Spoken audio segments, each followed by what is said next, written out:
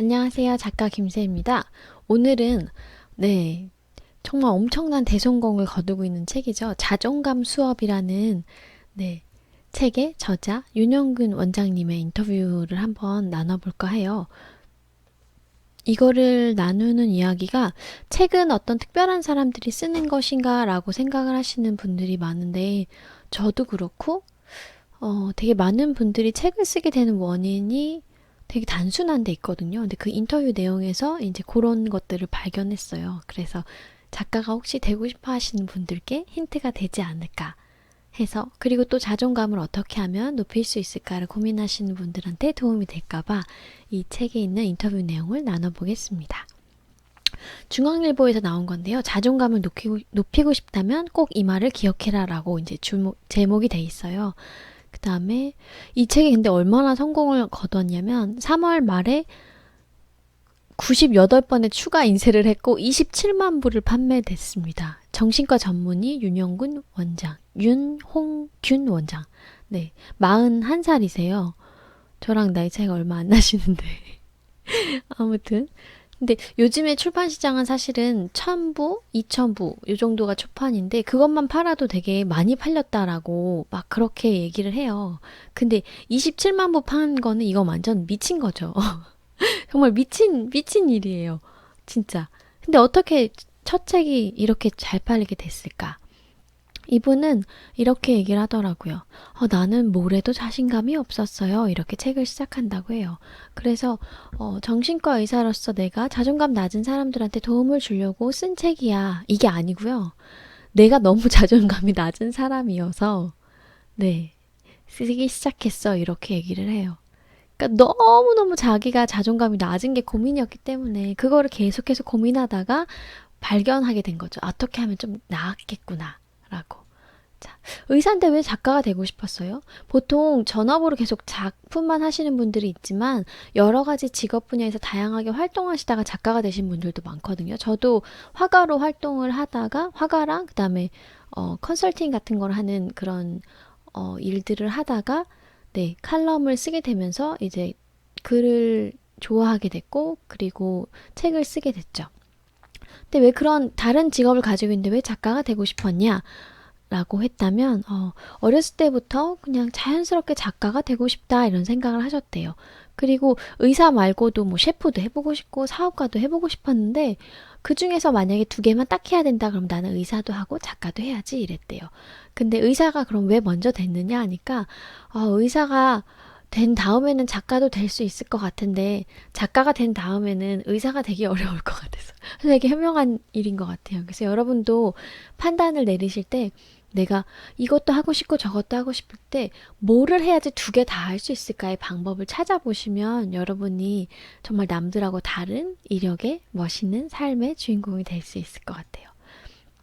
자, 첫 책의 주제를 왜 자존감으로 잡았나요? 라고 물어봤더니 몇 년 전에 교통사고가 나서 죽을 고비를 겨우 넘기고 살아났을 때 내가 만약에 그냥 죽으면 되게 열심히 그 정신의학적인 거를 공부했는데 그거를 하나도 남기지 않고 그냥 꼬꼬닥 하는 거네? 그렇게 생각하니까 너무 억울한 거예요. 억울하고 내 자식들한테 내가 만약에 이렇게 죽게 된다면 어떤 유언처럼 남기고 싶은 말이 무엇인가라고 막 이렇게 고민을 하다가 하나의 단어가 띵 하고 이렇게 떠오르게 된 거죠. 자존감. 자존감. 저도 똑같아요. 저도 책을 막연히 한 30대에 책이 하나 나왔으면 좋겠다 이런 생각을 했는데 제가 3년 동안 칼럼을 70편 넘게 연재를 했음에도 불구하고 책에 대한 어떤 이렇게 어떻게 해야 될지 잘 모르겠는 거예요. 근데 임신하고 출산 과정에서 제가 그 신장이 아파서 죽을 고비를 넘기고 난 다음에 내 아이에게 유언처럼 내가 만약에 죽게 된다면 남기고 싶은 어떤 단어가 무엇일까라고 생각했을 때 저는 이렇게 희망이라는 키워드가 떠올랐어요. 너무나 절망적이었고 두려웠고 힘들었기 때문에 그래서 희망이라는 되게 작은 빗줄기 하나를 잡아서 그걸로 어떤 글을 써야겠다라고 그걸로 해서 이제 유언처럼 남긴 책이 이제 내가 상상하면 꿈이 현실이 된다예요. 근데 이분도 역시 그런 계기를 쓰셨네요. 자, 그러면 이 책이 청소년을 위한 책인가? 라는 답에는 꼭 그렇지는 않아요. 아이들이 읽었으면 좋겠다고 생각했지만 나를 위한 것도 있었어요. 지금은 되게 조금 괜찮은 상태인데 살다 보면 자존감이 막 떨어지는 순간이 시시때때로 찾아오잖아요. 근데 여러분 자존감 수업의 저자도 자존감이 떨어지는 일들이 시시때때로 찾아온다고 합니다. 그러니까 여러분이 되게 삶에 있어서 업앤다운이 있어도요. 너무 두려워하지 마시고 쟤도 살펴보면 그렇고 쟤도 살펴보면 그렇고 인간이 사실 살펴보면 되게 단순하잖아요. 똑같이 밥 먹고 화장실 가고 씻고 자고 이런 것처럼 감정도 오르락 내리락 하는 게 어떤 그냥 당연한 것이거든요. 근데 오르락 할 때 또 그냥 행복하고 내리락 할 때도 행복할 수 있는 수준을 유지하기 위해서 훈련을 계속 거듭하다 보면 이게 막 요동이 쳐도 내 안에 행복과 평안이 이렇게 유지되는 것 같아요. 아무튼 네. 그래서 네, 윤 원장님 저자분은 내가 자존감이 떨어질 때 다시 자존감을 다잡기 위해서 나를 위한 책이기도 하다. 이 책이 이렇게 되게 솔직하게 고백을 해주셨어요. 저는 저자분들이 좀 이렇게 약간 솔직하게 고백하시는 게 좋더라고요. 어떤 책들을 보면 막 너무 과장되게 조금 좀 약간 찌푸려지게 그런 내용들이 있는 책들은 이렇게 보고 싶은 생각들이 없는데 이렇게 좀 솔직하게 자기의 약한 모습도 좀 털어놓고 하시는 분들은 참 좋은 것 같아요. 네. 자, 그러면 책은 얼마나 걸렸나요? 보통 이렇게 되게 많이 물어보세요. 책 쓰는데 얼마나 걸렸나요? 저 같은 경우는 초고는 열흘 만에 다 썼고요. 근데 초고가 너무 엉망진창이어서 거의 다시 다 뜯어서 고치고 난리를 부리면서 한 3개월 만에 썼고 탈고를 한 3개월 정도 해서 한 6개월 만에 책이 이제 완성되게 됐는데 두 번째 책은 지금 거의 한 3년 정도 준비하고 있는 것 같아요. 네. 처음에는 이제 멋몰랐고 그때는 건강이 너무 안 좋아서 언제 악화될지 모르니까 일단은 빨리 끝내서 책을 내는 데 의의를 두자라고 해서 약간 완성을 빨리 하는 거에 목표를 뒀는데 이제 두 번째 책은 조금 더 생각을 하면서 쓰게 되더라고요. 이분은 네, 책을 준비하는데 3년 6개월이 걸렸다고 그래요. 처음에는 이렇게 목차가 뭐냐면 소주제거든요. 그래서 한 권의 책은 보통 40가지의 소주제로 돼 있어요. 그래서 그 40가지의 하나의 소주제가 A4 용지 한 두 장 조금 넘는 분량인데 그렇게 해서 40개의 내용을 채우면 책 한 권이 되거든요. 그래서 목차를 쭉 적은 다음에 계산을 하니까 A4 용지 한 장을 쓸 때 3일이 걸리니까 그러면 한 권 다 쓴 데는 3개월이 걸리겠지 이렇게 생각을 하셨대요. 근데 초벌로 원고를 쓰는 것만으로도 1년 6개월이 걸렸고 그 다음에 계속해서 원고를 고치고 하는데 해서 이제 3년 6개월이 걸린 거죠. 저도 지금 참 탈고해야 될 초고가 3개가 넘게 있는데 조금 더 욕심이 생기더라고요. 자꾸 좋은 책 쓰고 싶은 마음이 있어서 그래서 네, 좋은 책 쓰고 있으니까 여러분 기다려주세요. 고마워요. 네. 그리고 근데 너무 웃긴 게 자존감 수업이라는 책을 쓰는데 이 책을 쓰면서 자존감이 너무 떨어지셨대요. 글을 되게 나는 잘 쓴다 이렇게 생각을 했는데 쓰다 보니까 내가 글을 왜 이렇게 못 쓰지? 이런 생각을 하게 됐고 초벌 원고는 진짜 사실은 걸레다 쓰레기다 이런 얘기 많이 하거든요. 처음엔 정말 횡설수설 해놓는 건데 거기다 계속 탈고를 하면서 살을 붙이고 하면서 이게 정말 되게 힘들어요. 근데 이제 다시 다 쓰면서 성과가 3년 반 동안이나 안 나오니까 점점 하기가 싫었고 시간이 갈수록 글이 되게 안 좋아졌대요. 그리고 편집자분이 같이 이제 편집을 하면서 진행을 하는데 되게 뭐라고 하셨나 봐요. 그래서 나는 이거밖에 안 되는 인간이었나 하면서 엄청 자책을 하면서 이제 네, 자존감이 가라앉게 됐죠. 근데 어떻게 회복됐나요? 자존감이? 이렇게 얘기를 하니까 책이 출판됐을 때 자존감이 회복됐다고. 왜냐면 이 책이 본인이 필요해서 쓰신 책이잖아요. 네, 자신의 자존감을 높이기 위해서 쓴 책이기도 했기 때문에 그래서 만족했대요. 책이 딱 나오고 난 다음에. 그 다음에 책이 인기를 갑자기 얻게 되면서 완전히 밑바닥 쳤던 그 자존감이 쫙쫙 올라가서 완전히 회복됐다고. 그래서 남의 시선에서 독립해야 된다 이런 말들이 많이 있지만 인간은 사회적인 동물이잖아요. 그래서 인간의 사회성은 무시를 못한다.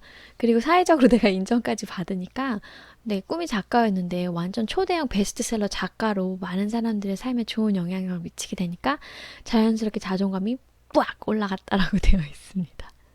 네. 그리고 이분이 되게 신기한 게 1인 출판사를 선택해서 하셨어요. 그전에도 되게 여러 매체에 글을 기고한 칼럼니스트였기 때문에 대형 출판사에서도 오퍼가 들어왔을 가능성이 되게 높거든요. 근데 1인 출판사, 그러니까 대표님 한 분하고 직원 뭐 두세 명 정도가 있는 그 출판사를 택한 거예요. 심플라이프라는. 그래서 왜 그랬나요? 했더니 나는 글을 잘 쓰고 싶었다고. 왜? 내가 책을 쓴 이유는 나는 책을 낸 의사다라는 타이틀을 위해서가 아니라 그냥 나는 작가이고 싶어서 낸 거예요. 그러니까 한 사람의 의사의 백그라운드를 내려놓고 글 실력으로 평가받고 싶었던 거죠. 그래서 책을 잘 만들어줄 수 있는 출판사를 찾다 보니까 그 1인 출판사를 찾게 됐고, 작은 출판사여서 마케팅이 아예 없었대요. 이게 큰 출판사는 뭐 이렇게 막 광고도 나가고 교보에 매대에도 깔고 막 이런 것들이 다 돈 주고 하는 마케팅들이거든요. 사인회도 열고 이것저것. 근데 그런 마케팅이 없다는 게 되게 매력적이었다고. 그래서 순수하게 내 글만으로 호응을 얻을 수 있을까라고 생각했다고. 이분이 자존감이 되게 떨어졌다고 하는데 이 글을 보면은 또 굉장히 자신감이 또 있으셨던 것 같아요. 암튼 근데 편집자 여기에 있는 편집자분이 정말 엄청 네 빡센 분이셨나 봐요. 그래서 작가로서 아주 강한 트레이닝을 받으셨다고.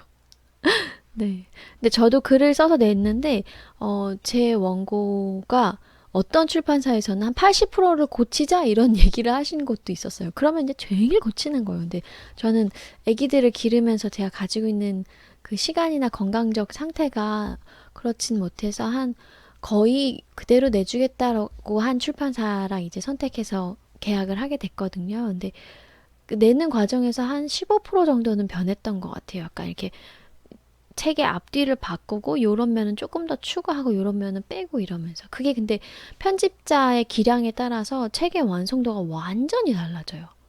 마치 여러분이 이렇게 산삼을 만약에 캔 거예요. 산삼을 캤는데 이거를 어떻게 보관하고 어떻게 잘라서 어떻게 약효를 내야 되는지 모르잖아요. 근데 편집자들은 그거를 어떻게 디스플레이에서 내놨을 때 가장 상품성이 있는지 아는 사람이거든요. 그래서 출판을 하시는 분들이 멋모르고 그냥 자비 출판사에서 편집을 거의 거치지 않고 그냥 날로 책을 내게 되면 네, 나중에 굉장히 후회하시더라고요. 그래서 책을 내고 싶으신 분들은 글 실력을 조금 쌓으셔서 좋은 편집자와 함께 작업을 해보시는 것도 저는 추천합니다. 그리고 대형 출판사도 물론 좋지만, 저자가 너무 많은, 밀어야 될 저자가, 만약에 뭐 JYP 같은 경우는 가수들이 되게 많잖아요. 그러면 신인 가수 한 명이 들어와도 그렇게까지 많이 홍보에 주력을 못 한단 말이에요. 그런 것처럼, 근데 만약에 이 하나만 있는 기획사에 들어가면 얘를 어떻게든 빛내려고 되게 많이 고심할 거 아니에요, 전 직원이. 그래서 약간 그런 마케팅적인 차이가 있거든요. 그래서 내가 조금 더, 많은 것을 배우고 싶고, 네. 조금 더 나 위주로 어떤 홍보 같은 게 됐으면 좋겠다 싶은 분들은 이런 1인 출판사나 조금 소규모 출판사들을 선택하시는 것도 좋을 것 같습니다. 밑으로 한번 내려가 볼게요. 오호, 잠깐만 옹이야. 마우스를 내가 필요로 한다. 나를 물지 말아줘. 네. 자존감 이야기를 하지 않을 수 없다. 자존감이 높아지면 뭐가 달라질까요? 네, 자존감이 높아지면 뭐가 달라질까요, 여러분? 네, 맞아요. 세상살이가 엄청 편해집니다. 어차피 나쁜 일은 계속 온대요.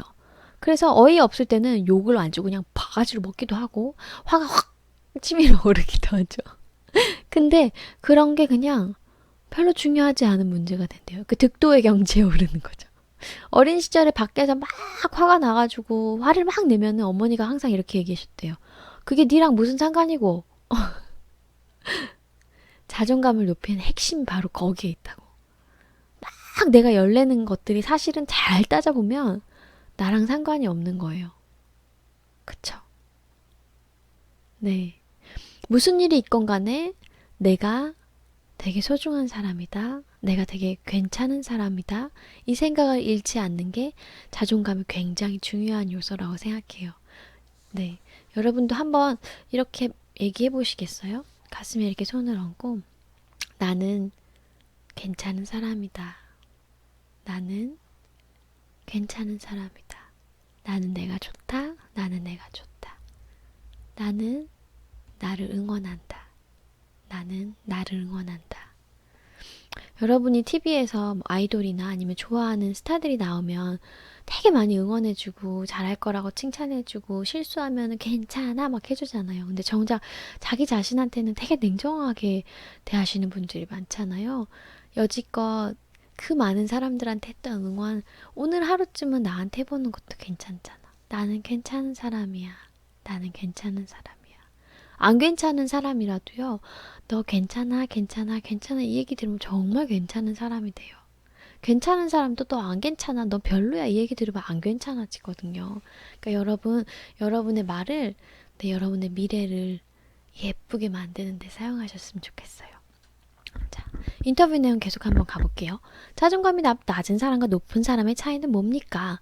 자, 만약에 내가 인터뷰 도중에 물을 쏟았다고 가정해봅시다. 요즘 나는 그냥 바로 사과합니다. 죄송합니다. 그리고 그걸 내가 어떻게 갚을지 생각하고 앞으로 물 쏟지 말아야지 라고 다짐한다고 합니다. 그럼 사건이 종결되는 거예요.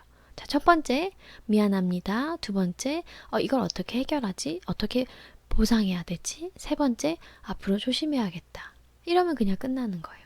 근데 자존감이 낮으면은 물이 쏟아지자마자 나는 왜 이렇게 칠칠지 못하지? 나는 왜 이렇지? 그러면서 밤을 새는 거예요. 계속해서 괴로워하면서. 저도 이랬거든요. 근데 자존감이 높아지면 지금 일어난 그 문제, 그거를 해결하는 거에만 일단 집중을 해요.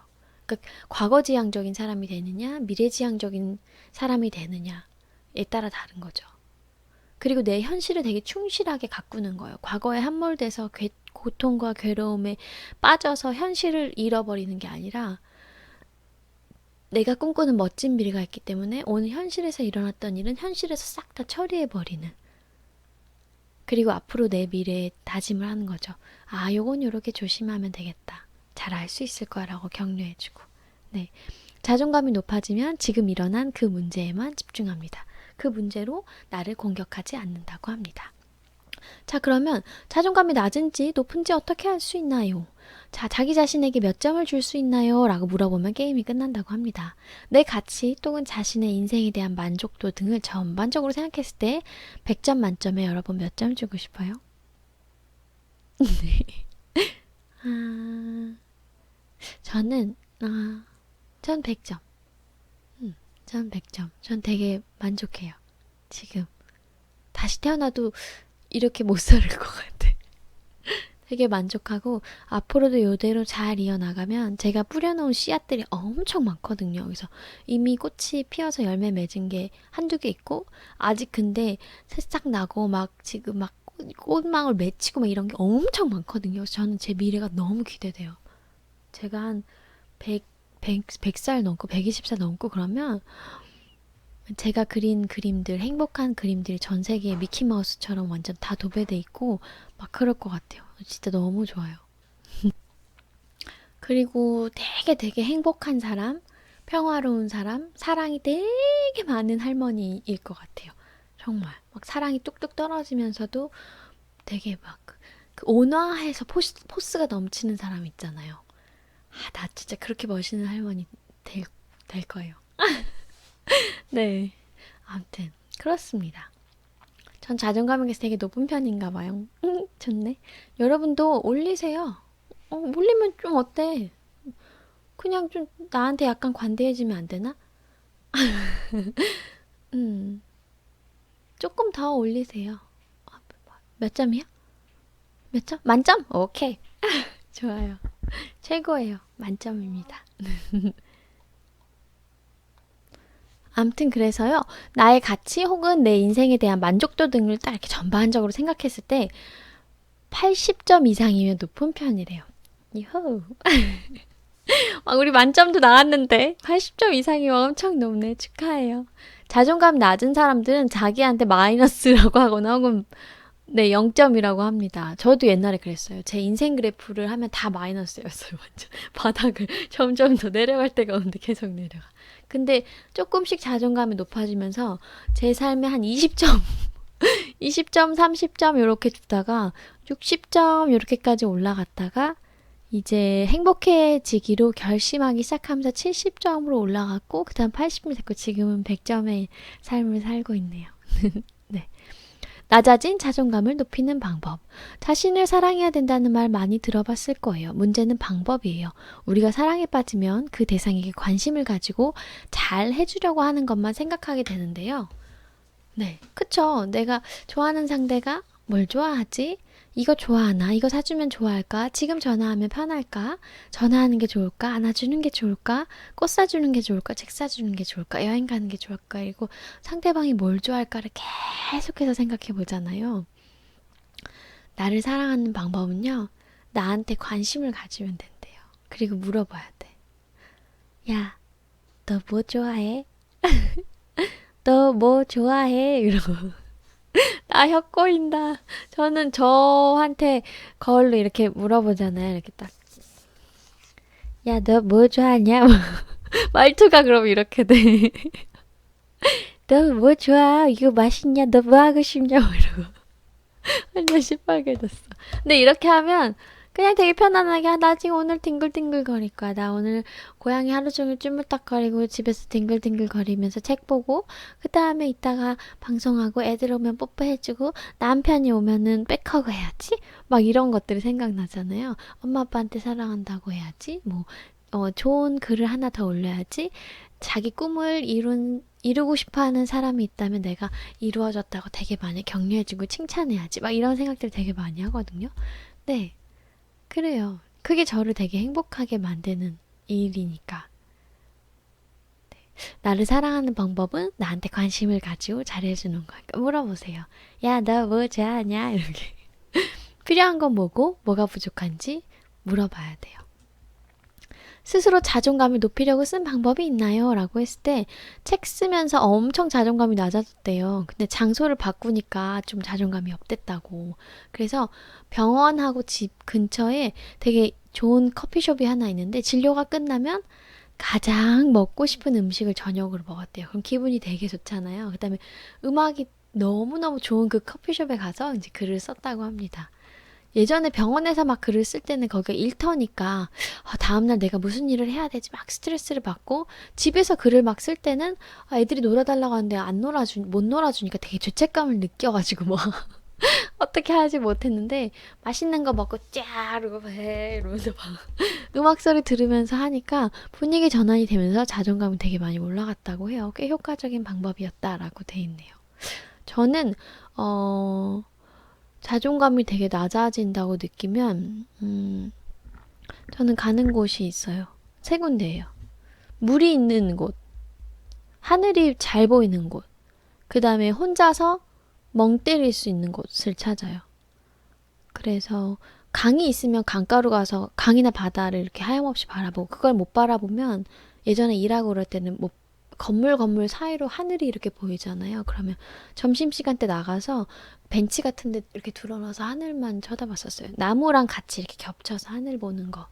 그거를 많이 했었고, 그 다음에 좀 멍하게 너무너무 졸리고 피곤한 때가 많았기 때문에 멍하게 그냥 성당에 가서 그냥 멍하게 앉아 있어요. 그러면 되게 복잡하고 힘들게 해서 갔는데 그거 갔다 오면은 완전 싹 깨끗하더라고요. 그냥 되게 마음이 편안해지고. 저는 자존감이 낮았을 때 이렇게 세 가지 방법을 쓰고 그 다음에 요즘은 제 영상 틀어놔요.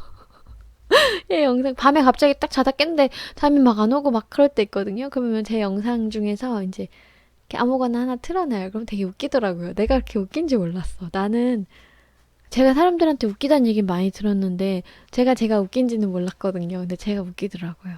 요즘에 그러면서 자존감이 되게 많이 올라가고 있고 여러분 응원 댓글 보면서도 되게 행복하고 있고 강연 요청이나 뭐 상담 요청 같은 거 많이 들어오면 또 내가 무언가 나눌 수 있구나라는 생각이 되게 기쁘고 행복하고 그래요. 꽤 효과적인 방법. 여러분한테도 뭐 어떤 효과적인 방법이 있을 거예요. 그거를 찾아보시고 네, 화이팅 하셨으면 합니다. 네. 아무튼 자존감 수업에 대한 그 중앙일보에 나온 인터뷰 내용이었고요. 기사 원문은 더보기란에 제가 붙여놓을 테니까 필요하신 분들은 읽어보시면 좋을 것 같아요. 이용하셨으면 좋아요랑 구독 버튼 눌러주시고요. 우리는 매일매일 우리 새청자랑 저랑은 매일매일 나를 사랑하고 나를 축복하고 쓰담쓰담 해주고 인정해주고 이런 거 많이 하고 맨날 오케이 오케이 막 불만은 다 흘려보내고 이러니까 우린 다 100점 인생이에요. 최고. 안녕. 사랑해요. 안녕.